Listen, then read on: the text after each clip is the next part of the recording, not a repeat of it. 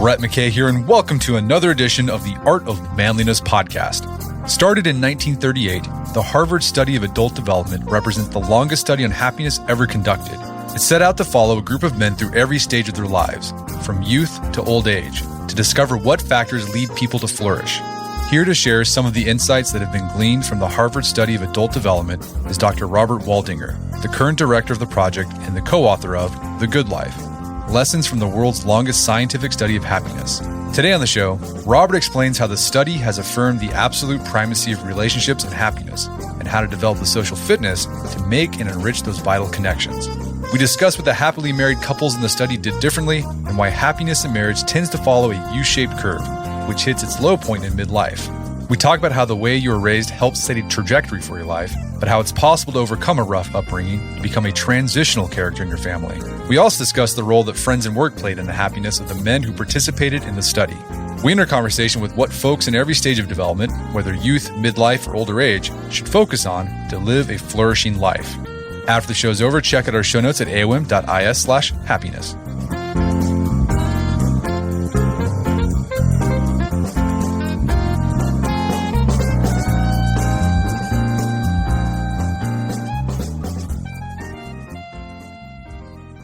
Robert Waldinger, welcome to the show. Thank you. Glad to be here. So you are the director of the Harvard Study of Adult Development. And this is a study on human happiness, flourishing that's been going on since 1938. And you recently co-authored a book with Mark Schultz about what you and other researchers have discovered in this 85-year-old study about human happiness. Before we get into the book, let's talk about the study itself. When it started, what was the aim of the study, and who were the individuals being studied? Just kind of give us a big picture overview of this Harvard study of adult development. Sure. So it was actually two studies that didn't even know about each other when it started. One study was at Harvard University Student Health Service. It was a study of undergraduates, sophomores, from the classes of 1939 to 1942. Their deans thought they were fine, upstanding young men, and they wanted to do a study of young adulthood and normal development. So, of course, you study all white guys from Harvard. It's totally politically incorrect now, but at that point, that's what they wanted to study. And then the other study was started by a Harvard Law School professor, Sheldon Gluck, and his wife, Eleanor Gluck, who was a social worker. They were interested in juvenile delinquency, and particularly why some kids born into really underprivileged, impoverished, troubled families, why those kids managed to stay on good developmental paths, not get into trouble, but really develop into, upstanding young guys. And so both of those studies then were combined by my predecessor, so that they're very contrasting groups, like a very privileged group and a very underprivileged group. And we followed them all for their whole lives. We brought in their wives at one point when I started with the study 20 years ago. And then we reached out to all their children, more than half of whom are women. So now we've studied over 2,000 people in 724 families. And so this is called a longitudinal study, where you take somebody or a group of people and you study them not just for a moment in their life, but across the entire life. Because I think this is interesting. What are the benefits of doing a longitudinal study like this? What insights can you get that you can't get when you do a study, when you just look at a person at a particular moment in their life? Right. That's such an important question. And most research is done by just looking at particular moments. So the best way I can give you an example is through a joke. So, often we take snapshots. Like if we were to do a study of people in their 20s and then also some people in their 40s and in their 80s, we'd take snapshots at different ages. But there's a senator from Florida named Claude Pepper who once said, "When I look at my state of Florida, and particularly South Florida, I would have to believe that you are born Cuban and you die Jewish." That the issue is that we tend, if we just take snapshots at different points of life, to make connections that aren't real, that we think we know how life proceeds, but it's not often the case. So by following the same people throughout their entire lives, we really can see whole lives play out. And we've done that with thousands of people now. So in this study, you're researching or studying Harvard sophomores, and they've been following them their entire life. Then this group of underprivileged kids, these poor kids. What kind of questions were the researchers asking these individuals throughout their life? They were asking questions about the big domains of life. So mental health, physical health, work, satisfaction. Did you get promoted? Did you get fired? How much do you like your work? Relationships, all kinds of relationships, not just romantic partnerships, but friendships and casual relationships in the community. So we asked all those questions. And of course, we relied a lot on their reports to us, their questionnaire self-reports. But we also then began to bring in other sources of information. We began to videotape them talking with their partners. We began to draw blood for DNA. And that's so cool because if you think about it, DNA wasn't even imagined in 1938. And when I came on in the 2000s, we started measuring DNA. We bring them into our lab and we stress them out and see how quickly they recover. And all of these are different windows on human thriving. So after decades of looking at the lives of these men and even the lives of their children, the study has gone on to a second generation. What's the most important thing that you and the researchers involved in the study have learned? Well, we took away two big things. One won't surprise you. It's that taking care of your health really matters. You know, exercising regularly, not smoking, not abusing alcohol or drugs, eating right, all that stuff matters hugely for your happiness, for your health, for your longevity.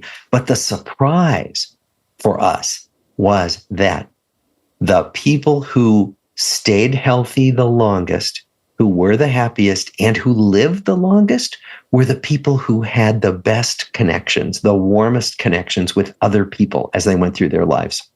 The surprise was, okay, it stands to reason that if you have good relationships, you'd be happier. But how could it predict that you would be less likely to get coronary artery disease or type 2 diabetes? Like, how could that possibly happen? And that's what we began to study. Many other research groups have found the same thing. So we have a lot of confidence in these findings. They're very strong. Well, and the point you make is that what's nice about the study is that you have two groups that come from different social strata. So you have the Harvard guys, and then you have the kids who were poor. And what you found is that where you started off in life didn't necessarily correlate with how you would end up later on in life if you're flourishing in life. There were men who were great at the beginning of their life, and then they died just unhappy, unhealthy, et cetera. And then there were boys who were poor and destitute, but they grew up into flourishing human beings. Exactly. And we found that it wasn't much to do with wealth. It wasn't much to do with achievement, and certainly not fame, even though everybody feels like they want those things, that it was about taking care of themselves and their families and about the strength of their connections, that those were the things that really mattered.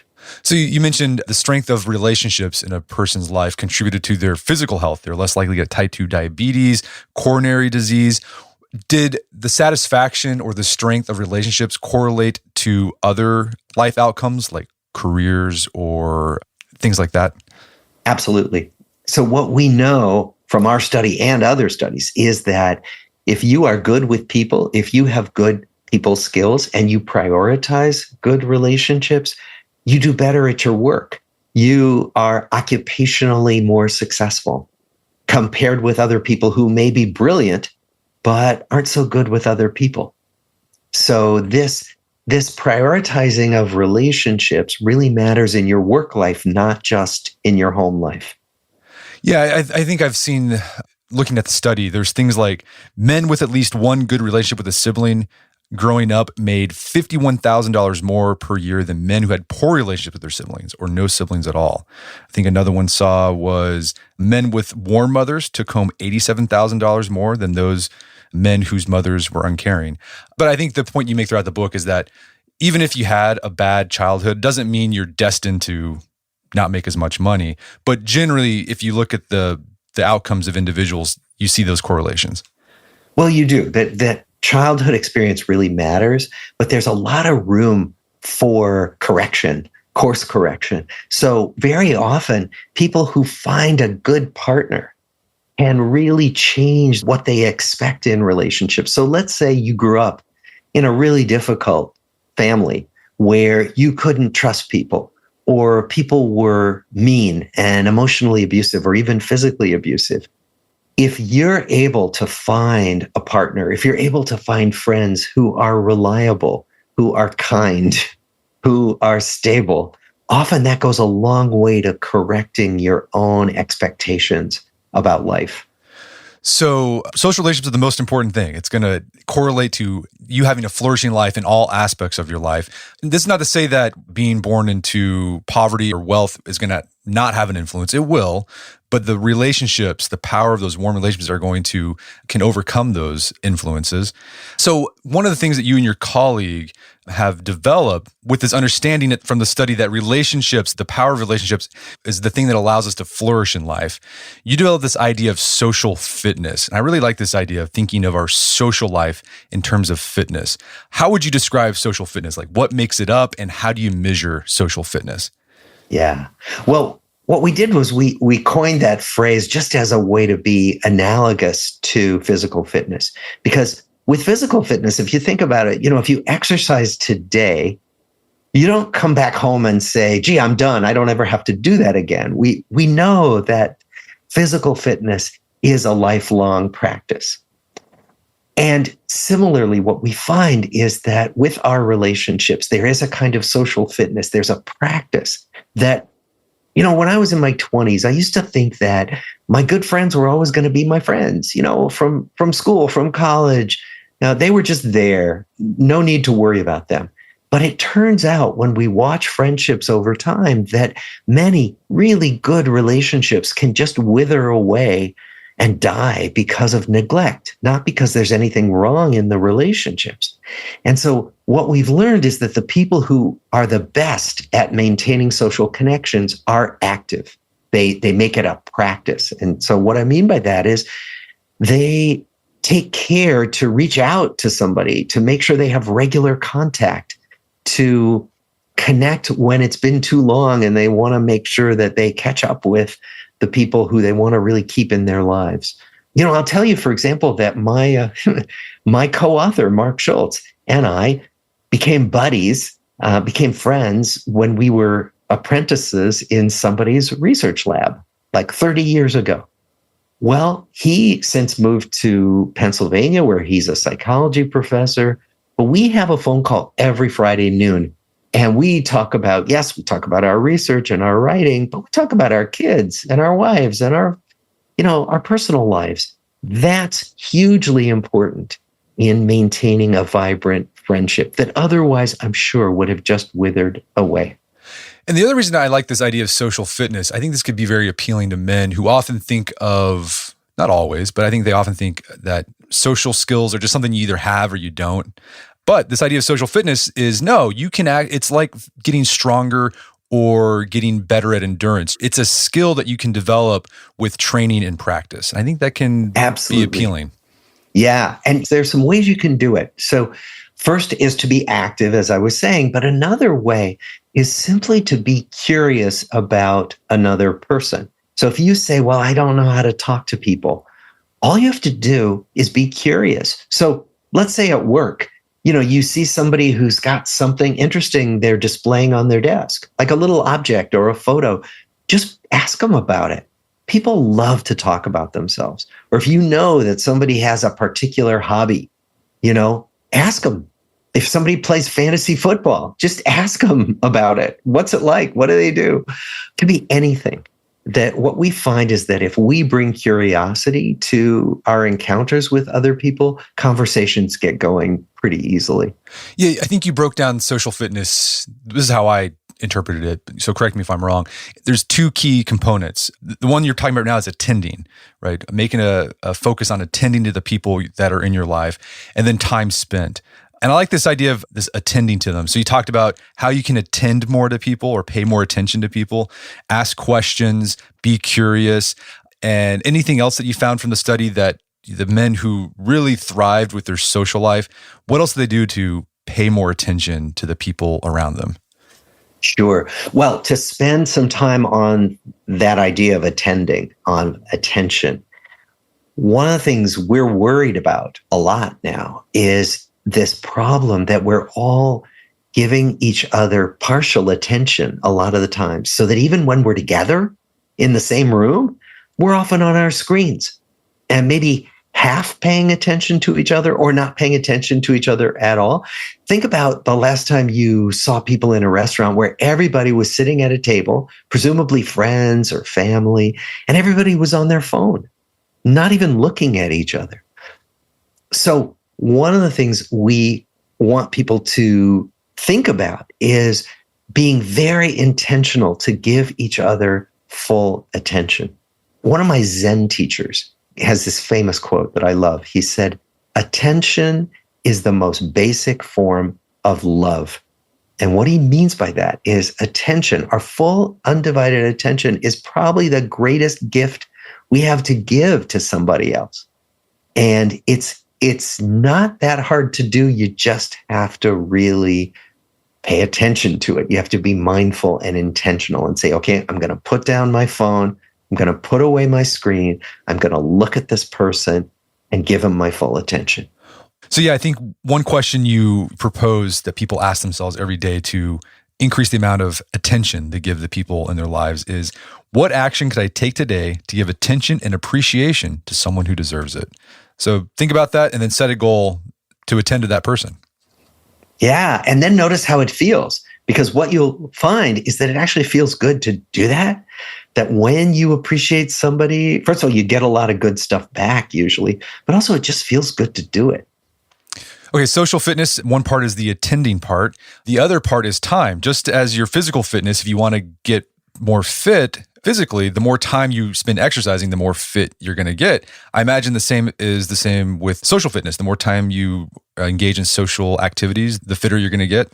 Absolutely. Absolutely. Because we learn things when we do that. We get better at it. It's like practicing a sport. It's like practicing anything. The more you do it, the better you get at it. And you overcome some of the awkwardness. Like a lot of us are worried that, if I strike up this conversation with the guy who gives me my coffee at Dunkin' Donuts, it's going to be awkward. Well, the more you do it, the less awkward it becomes. So it's like practicing any skill. Just keep trying. Were there any insights from the study that suggest how much time we should spend with family and friends? There's no formula. That one size doesn't really fit all people.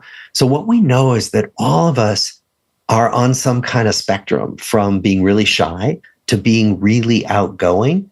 And there's nothing abnormal about either end of the spectrum. It's fine to be shy. But what that means is that if I'm a shy person, that means being around a lot of people can be exhausting, and I need more alone time. If I am an extroverted person, then I want parties a lot. I want to be around a lot of people. So it's up to each of us to kind of pay attention to ourselves and say, okay, what works for me? Is it a few close people, or is it a lot of people in my life? You also found research that participants who not only socialized with their friends and family, but also socialized with strangers, that affected their social fitness, correct? Absolutely. That when we connect with strangers, so let's say the person who delivers our mail, the cashier at the grocery store, if we connect and exchange some pleasant conversation, we get little hits of well-being. And we give other people little hits of well-being. It's like just a recognition of, hey, I see you. I like saying hello to you. And those little interactions turn out to contribute every day to our feeling better about ourselves and to our health. Okay, so social fitness, spend more time with people we care about, spend more time socializing. And again, you said there's, with the caveat, everyone's different. Sometimes you need more of that, sometimes you need less. But then also, when you are spending the time, make sure you are actually paying attention to those people. One of the interesting things about this study is that again, it's longitudinal. So you've seen from when these individuals were in college, from boyhood, all the way into their 80s, 90s. So you've seen them date, get married, divorce, have kids, face a lot of challenges in a relationship. What did you learn about what these participants did who thrived with their relationships and in life? How did they handle those challenges that will inevitably come up in any relationship? Yeah, they didn't hide from the challenges. So the temptation can be, if I'm having a disagreement with somebody, let me just sweep it under the rug. Let me just turn the other way. Let me just avoid that person. But it turns out that the people who thrive are the people who work out disagreements. That actually there are always going to be disagreements in any relationship, no matter how good it is. And the challenge is to work out those disagreements in a way that helps everybody feel stronger and better. Not so that one person wins and the other loses, but that both people feel like they came to some understanding and they're able to move ahead with the relationship. And usually what happens is when you work out disagreements, the relationships get stronger. So turn towards the adversity instead of withdrawing. Absolutely. Okay, so if you face challenges in your relationship, turn towards it. Do so again, I think bringing that curiosity. If you see a disagreement, figure out why the person you're disagreeing with sees things the way they do, and try to really control and harness those emotions towards positive, proactive ends. Let's talk about marriage. That's a big part of life. What did you learn about marriage from studying the men in this study? We learned that it changes, that, we pick a partner, right? And we say, till death do us part, or not. We don't necessarily get married, but we have a partner. And what we don't expect is that we and our partner are going to change. But of course we do. We're always changing. And so one of the things we notice is that the people who have the best and the most stable relationships are the people who accept that they change, that their partner changes, and that the relationship is going to morph and change as it goes through time. That's not a problem at all, that's to be expected. And if we give each other room to change, and that's a way of doing what we call growing together instead of growing apart. So the people who were best at, learning new dance steps with their partner, if you will, were the people who had the most satisfying relationships that lasted, that met the test of time. And I imagine the people who didn't have that flexibility usually end up in acrimony or divorce. Exactly. Why can't you be the person you were 20 years ago? Well, nobody is. Yeah. I mean, anything else that you found, just sort of the day-to-day, that these individuals that had a thriving marriage, they did to strengthen their marriage? Yes. They caught each other being good. We often catch each other being bad, doing the wrong thing, and we call them out. But really, if we catch each other being good, doing the thing we appreciate and name it, it goes such a long way to, first of all, reinforcing the behavior, getting the other person to do it again. Gee, you like that? I'll do it again. So we can help each other learn how to please each other. And so what I would say is that the people who were best at this were the people who kept appreciating their partner for the things that they genuinely valued. Well, here's a tip from my own life. So listeners of the podcast have probably heard me talk about this before. We actually we did a whole podcast about this. It's this idea of a marriage meeting, a weekly marriage meeting. My wife and I have been doing it for years. And you start off the meeting with appreciation. And so we each take turns just sharing how we appreciated what the other did during the week. So it's the mundane stuff, just, hey, thanks for picking up the kids, to, the more meaningful things as well. Yeah. Fantastic. And that's, you start with appreciation. And actually, that's a good way to start lots of encounters, but especially with your partner. Wow. Such a good thing. And then you were able to move on to talk about the things that you'd like to maybe be different or change. Yeah. So we talk about our to-dos. So we talk about what stuff that we have to do to just manage the household, what needs to be fixed, cleaned, where the kids need to be. And then we talk about plan for good times. So we plan for good times individually. So if there's something I wanted to do, hey, I want to go and hang out with my friend on Thursday night. Are you available to, make sure the kids are babies, someone's watching the kids? Oh yeah, that'd be great. Same thing. And we plan good times as a couple or as a family. I love that. And then we end it with big issues. So it could be issues with the kids, concerns in the relationship. You talk about that stuff. Yeah. I mean, this is fantastic because the other thing we know is that it's easy for couples to just become a tag team raising kids. And, where you do this and I'll do that. And then we stop paying attention to the romance. We stop paying attention to the fun parts. And so what you and your wife are doing is actively remembering to plan some fun and planning fun individually and planning fun as a couple and planning fun as a family, because those fun times are the glue that holds every relationship together. We're going to take a quick break for a word from our sponsors.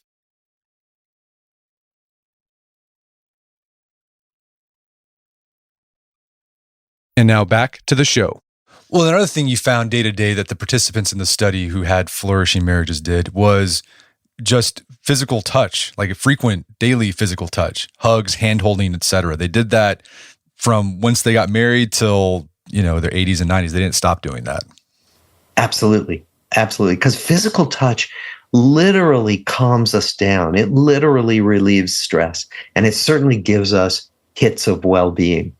When somebody takes your hand, when somebody puts an arm around you, gives you a little peck on the cheek, it makes a big difference. And we can see it. We can see in the laboratory when somebody's about to have a stressful medical test, if they can hold the hand of someone they trust, they are hugely calmer.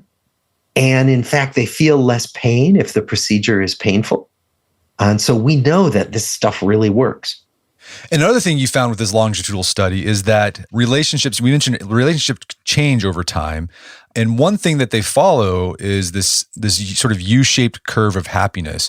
We actually had an economist on the podcast to talk about this idea that generally people follow this U-shaped curve of happiness through their life. In their 20s, they're really happy. And then as you get down to your 40s, your happiness reaches its lowest point. And then after that, it starts going up. And the same thing happens in relationships. Marital satisfaction is high in the beginning, and then it sort of follows this U-shaped curve of happiness where you're your 40s, 50s, you're like, our relationship's not the best. But then 60s, 70s, 80s, it's the best it's ever been. Absolutely. And it's such a surprise because we think, being old, I don't want to do that, and that looks depressing. But older people get happier. And this U-shaped curve keeps coming up, in study after study. A lot of it is because midlife is hard. Right? Midlife is often the time when we have the most pressure, most career pressure, the most pressure to take care of kids if we're raising kids, often pressure to take care of aging parents or disabled relatives. And so often we talk about the sandwich generation, the middle-aged person who's got so many responsibilities on so many fronts. It's easier when you're a young adult, and it's easier when you're older and maybe the kids are launched. Maybe you're no longer taking care of elderly parents. So there are a lot of reasons why this dip in happiness occurs in midlife. Now, it doesn't occur for absolutely everybody. These are big averages when we look at thousands of people, but it's pretty reliable. Let's talk about, we've sort of glanced on this, but a participant's family of origin. How did that influence what their own family was like in adulthood? What we've seen is that if you have warm relationships with your parents, you're much more likely to have warm relationships as you get older. And we found that there was a connection even across 60 years, that people who had warmer connections with parents in childhood had warmer relationships with romantic partners in their 70s. And that kind of connection is really hard to find across so many years. Well, what about people who grew up in a home that wasn't so loving, a broken home? Did they often carry those negative familial patterns into their adult family? Many people do. It's also possible to have other good relationships that help a lot. So, for example, you could have a relationship with an uncle or an aunt. You could have a great relationship with an older sibling, with a coach, with a teacher, somebody who you can rely on, somebody, if it's an adult, who's just crazy about you and mentors you and takes care of you. If you have that, that goes a long way toward compensating for some of the bad times we can have with parents. Well, there's this idea from a family scholar that I've read, Carl Fred Broderick, and he called this idea, say if you grew up in a family that was not good, it was a broken family, you don't have to carry that on. You can become what he calls a transitional character. And it's a person, he calls it, it's a person who in a single generation changes the entire course of a lineage. And that can happen. I mean, and you highlight people who did that. They came from a broken home, but then through someone they met or just will, they changed that for themselves and their family. Exactly. And I love that concept of being a transitional figure where you interrupt a lineage, where you don't want to pay something forward that was unfortunately given to you, that you want to do it differently. And many people do that. Actually being a parent, a lot of parents are intentional about doing it differently because there were some things in their childhoods that were hurtful, that were neglectful, and they don't want to inflict that on their children going forward. And that can be a source of healing for the parent. It can be a hugely healing thing to be able to do for your kids what wasn't done for you. And it was interesting too, you also highlight people who they try to be that transitional character in their family for their own kids. But by doing that, they actually were able to heal the rifts with their parents or siblings from their family of origin. They can. Because sometimes, grandparents can learn from parents about how the parents are taking care of their kids. Grandparents can say, oh, wow. In fact, my own father, who was a very good man, didn't know what to do with young kids. And so he didn't really spend much time with me and my brother when we were little. But when he saw me being a father and spending an awful lot of time taking care of my first son when he was a baby, my dad got really curious and interested and said, gee, I wish I had done more of that when I was a parent of young kids. Did the flourishing participants in the study, did they stay connected with their family of origin more than participants who didn't fare as well in life? It depends. There were some people who put distance between themselves and their families because the families were hurtful, because the relationships were more toxic. And those people found that they survived better and they thrived more when they put distance between themselves and their families of origin. There were other people who stayed quite close, and that was an enormous source of support as they went through all kinds of challenges as young adults and middle-aged adults. So I would say that if the families of origin were good, nurturing families, staying close was an enormous source of support. So I think the big takeaway from that aspect of the study is that if you came from a family that wasn't great, you're not doomed to repeat that. History is not doomed to repeat itself. Exactly. Childhood is not destiny. Well, is genetics destiny? So you talked about how you've brought in DNA studies, and there's a lot of talk about how, a lot of problems in people's lives, they're determined by genetics.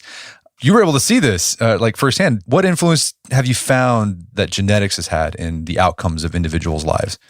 Actually, there's another researcher who's done some work on this, a psychologist named Sonia Lubomirsky, and she's done some estimates, like how much of our happiness is under our control. And what she finds from looking at a lot of studies is that about 50% of our well-being is genetically determined, that we're all born with a certain temperament, a certain happiness set point that is pretty stable throughout our lives. But then about an extra 10% is our current life circumstance.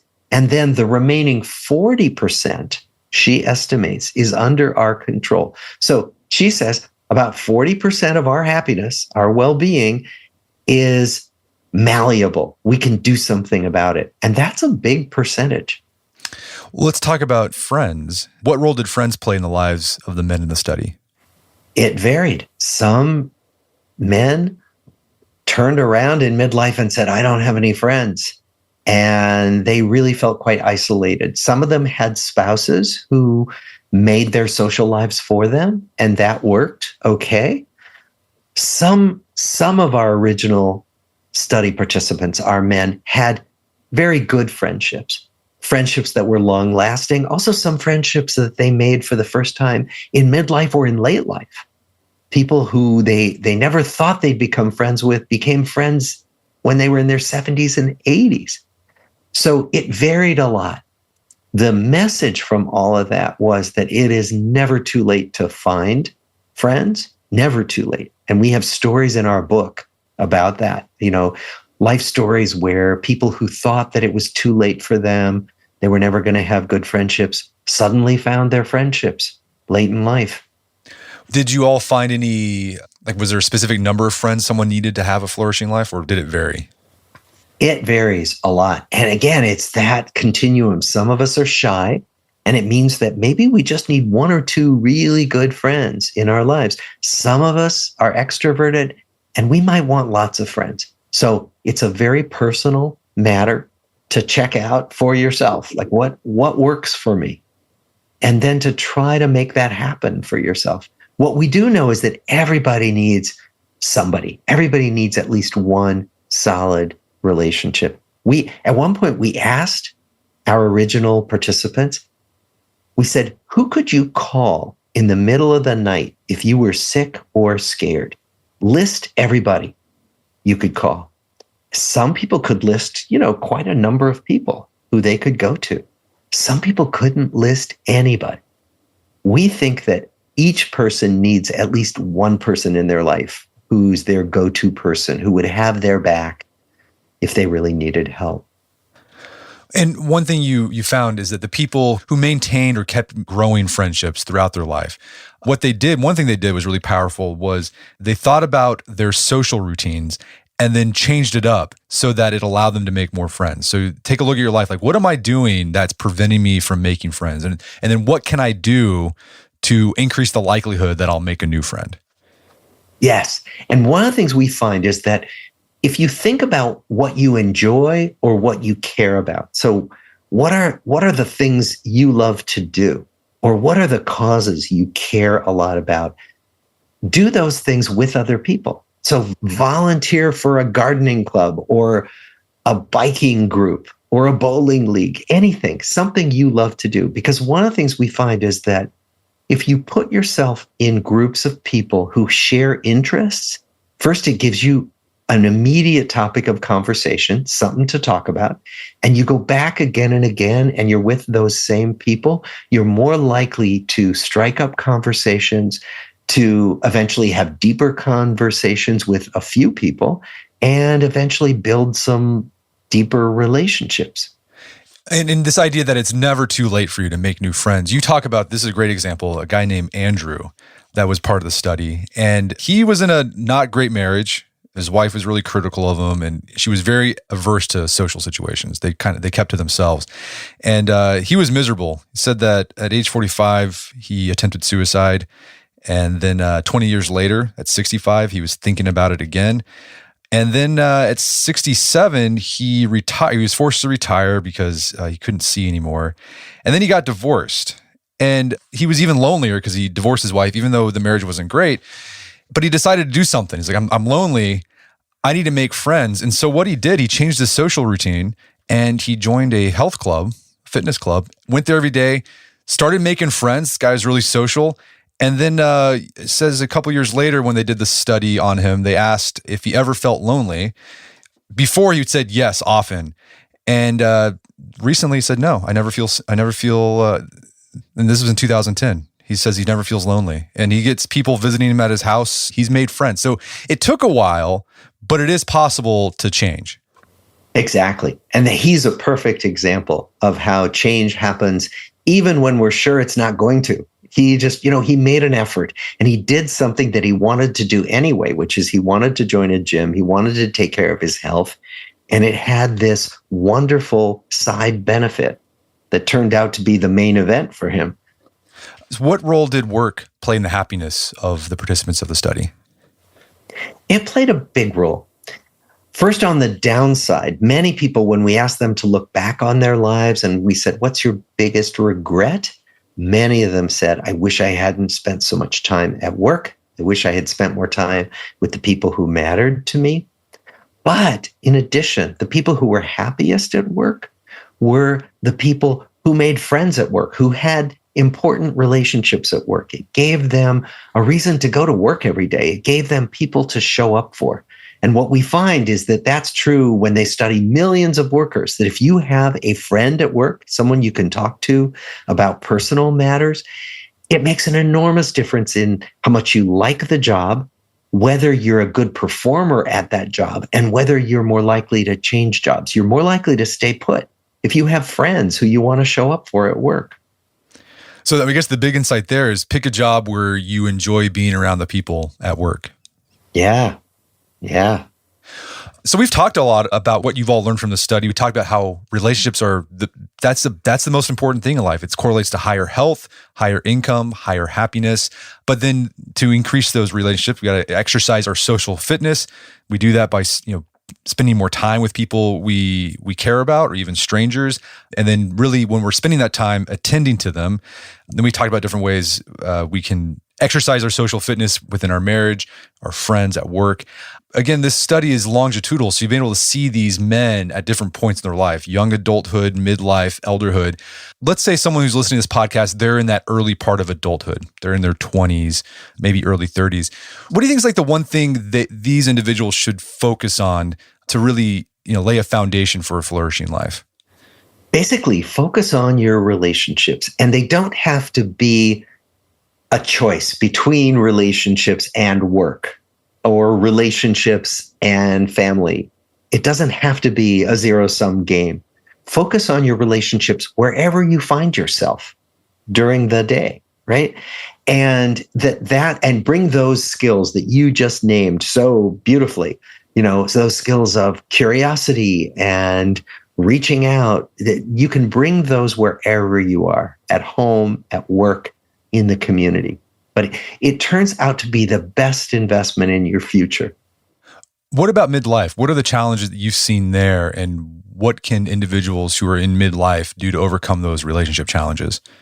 Probably the biggest challenge is shutting down, is being so beleaguered by all your responsibilities that you don't take time to connect with other people. You don't take time to care for yourself and to have fun, which is a part of self-care. So I would say make that a priority. Plan that out, just the way you and your wife do. Plan it out every week. Let other things fit in around that. Make those the first things you plan, and let the other things come in when there's time for them. That's that idea from Stephen Covey, the big rocks, right? Plan your big rocks first, and then let the sand of life fill in on those rocks. Let's say it's someone who's, retirement. So late 60s, early 70s, what's something that they should, be turning towards when it comes to their relationships? The people in our study who were the happiest in retirement replaced their work relationships with new relationships in retirement. So I would say that finding that group of friends, finding those causes you love and volunteering for them, finding those clubs you want to join, do those things, make those things happen, be active about it, because that's likely to build a kind of bedrock of social connection that's going to keep you happy when you're no longer seeing people all day at work. I saw that in the life of my own grandfather. He passed away in 2015. He was almost 101. Wow. But he retired from the Forest Service. I forgot how old he was. He was like in his 60s. But then he lived another 40 years, and he had a flourishing life, and it was spent socializing. He was involved with conservation groups, the Rotary Club. He traveled a lot. He did Meals on Wheels. Even in his, when he was in his 90s, he was visiting. Delivering Meals on Wheels to other 90-year-olds who couldn't get around. And I think that did a lot for his longevity, and he had a flourishing life all the way up, pretty much up to the end.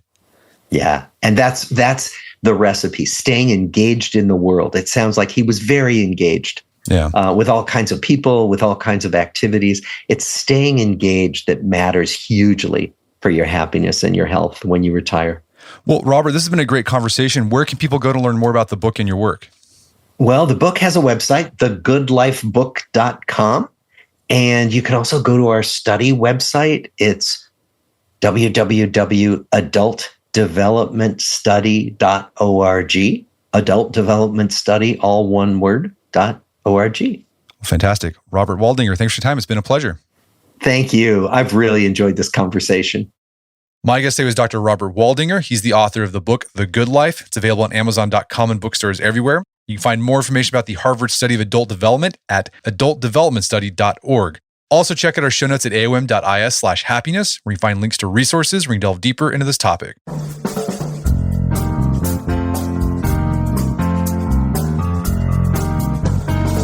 Well, that wraps up another edition of the AOM podcast. Make sure to check out our website at artofmanliness.com, where you find our podcast archives. And while you're there, sign up for our newsletter at artofmanliness.com/newsletter. There's a daily option, a weekly digest as well. You'll get our updates. It's for free. Check it out. And if you'd like to enjoy ad-free episodes of the AOM podcast, you can do so on Stitcher Premium. Head over to stitcherpremium.com, sign up, use code manliness at checkout for a free month trial. Once you're signed up, download the Stitcher app on Android or iOS, and you can start enjoying ad-free episodes of the AOM podcast. And if you haven't done so already, I'd appreciate it if you take 1 minute to give us a review on Apple Podcast or Spotify. It helps out a lot. And if you've done that already, thank you. Please consider sharing the show with a friend or family member who you think would get something out of it. As always, thank you for the continued support. Until next time, it's Brett McKay, reminding you to not only listen to the AOM podcast, but put what you've heard into action.